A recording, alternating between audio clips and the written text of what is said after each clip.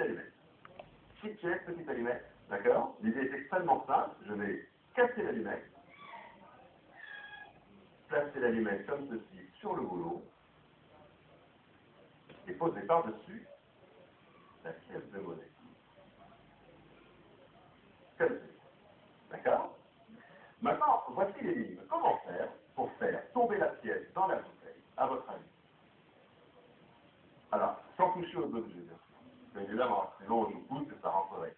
On pourrait par exemple imaginer le brûler l'allumette. L'allumette en brûlant, hop, la pièce tomberait. On pourrait peut-être également souffler, et hop, peut-être ça pourrait rentrer. Il existe pourtant une troisième solution très étonnante. Vous voulez la connaître? Vous allez voir, c'est très très très surprenant. Il suffit d'utiliser un peu d'eau.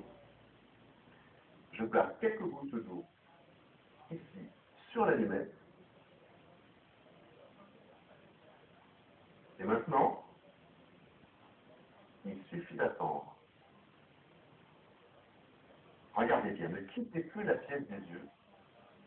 Et voilà ce qui va se passer. L'allumette va s'imbiber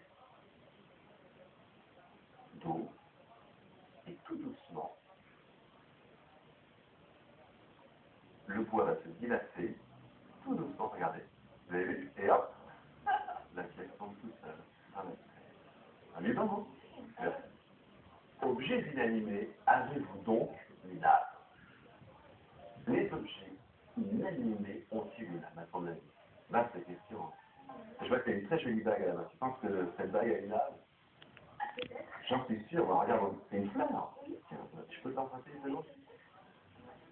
Merci, merci. Regarde bien. Je vais glisser ta bague ici, sur cet élastique. D'accord? Comme ça. Regarde bien ta bague. Car si elle a une âme, normalement, l'élastique est un petit peu incliné.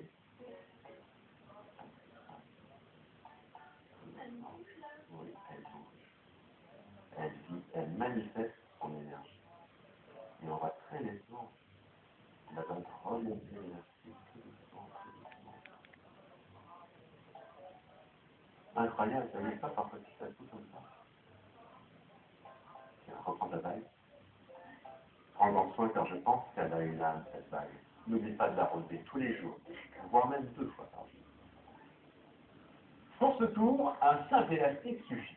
Vous prenez un élastique, vous le cassez, et vous allez faire un nœud à chacune de ces extrémités. Un petit nœud de chaque côté. À présent, vous tenez l'élastique au milieu, entre pouce et index de la main droite, et vous dissimulez dans le creux de la main toute une partie de l'élastique.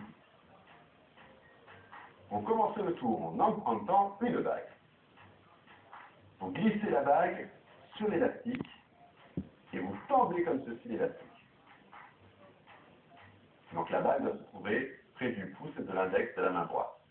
Vous inclinez légèrement l'élastique, et n'oubliez pas que plus la bague est lourde, meilleur est le résultat pour le tour.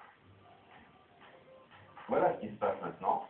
Vous allez relâcher la pression des doigts de la main droite, ce qui va permettre à l'élastique de sortir de votre main. Et comme l'élastique a des propriétés un petit peu adhérentes, eh bien, la bague va suivre l'élastique tout doucement.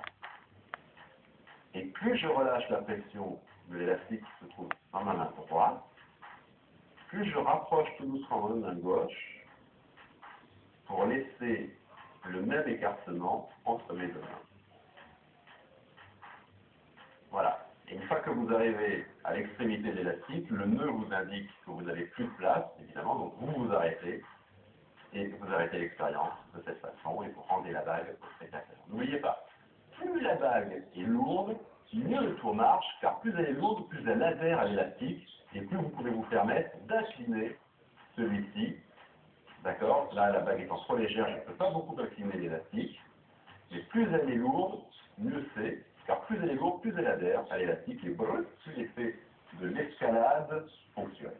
Très très joli tour que vous pouvez vous présenter à tout moment avec simplement un miel.